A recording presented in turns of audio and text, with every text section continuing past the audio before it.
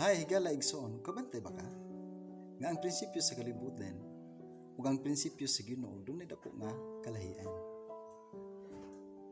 Di ba kung kabantay ka igsoon? Kaya ang kalibutan manggod mga kaigsunan, to see is to believe.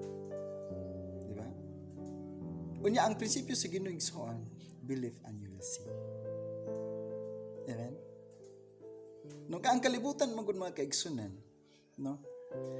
Kinahanglan pa nimong makita, adi sir pa ka mo tuo.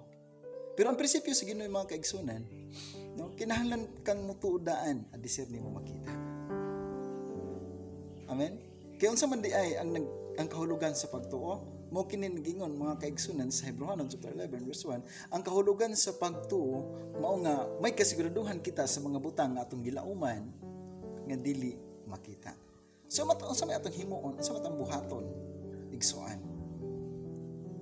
Nga bisin wala ta makakita sa Dios, pero nagtuo ta. Naglaom ta na siya mo balik ug kuhaon ka, ikaw ug ako, igala igsuan.